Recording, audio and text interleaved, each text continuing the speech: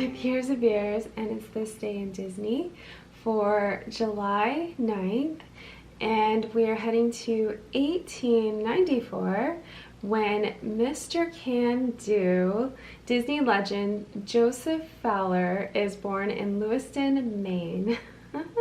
Pretty exciting.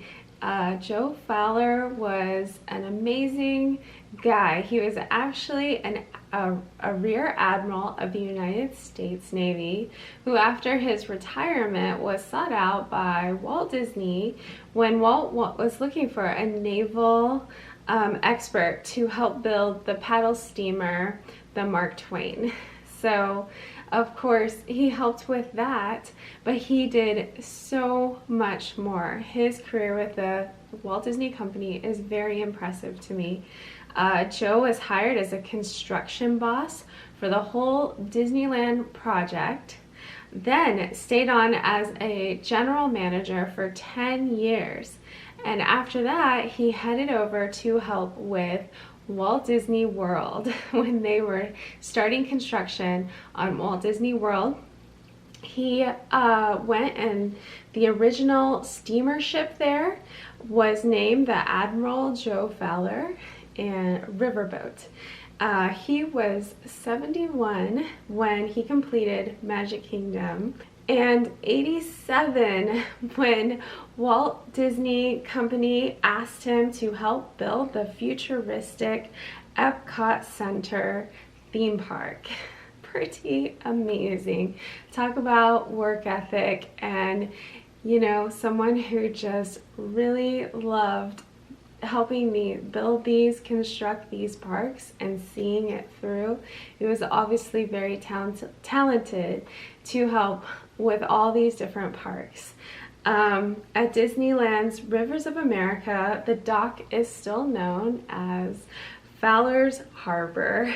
So he is a well-beloved Disney legend, of course. Next up on This Day in Disney, back in 1982, one of the first computer graphic films was Tron, which premiered on this day.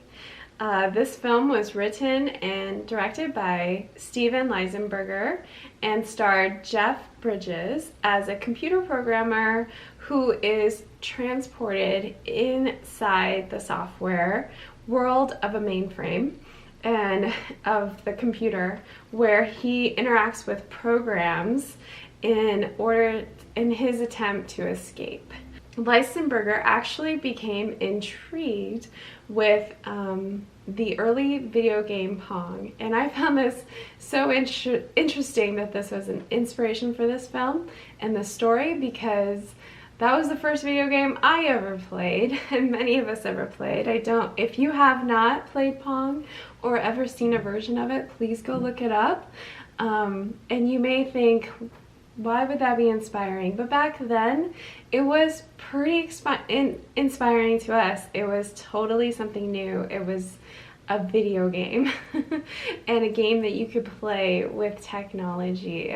I can't really explain that time period and how we felt as kids, but I can understand how Lisenberger was inspired by Pong. It makes sense to me. Then Lisenberg they actually were going back and forth on whether this should be an animated film or not, and he chose to go with live action with backlit animation, and then the computer graphics as well. So I really think that backlit animation gave, you know, Tron the look that is so iconic and just makes it what it is. It also influenced, I think you see that with Tron Legacy in 2010, there's still that same look and feeling, even though it's very different and very modern, you still get that. So also very interesting information I found about the soundtrack. It was actually pioneer musician Wendy Carlos, which featured a mix of Moog synthesizer and Krummer's GDS digital synthesizer with non-electronic pieces performed by the London Philharmonic Orchestra. I almost want to say Philharmagic, of course. So that also gives the movie, the film, that very iconic sound, using those pioneering sounds with synthesizers that were just really new at the time, and gives the movie the feel that it has also. And I think they also did a good job in 2010 with Tron Legacy by inviting Daft Punk to do the soundtrack for that film. They are pioneers in their own way, and we will get to that when we get to Tron Legacy in the future. But I am so excited, you know, to get on and ride this ride and really be inside it, just like the movie makes you kind of want to be inside a game or be inside the program and on the grid. We'll get to do that with Tron, with the ride over at Magic Kingdom, so I cannot wait.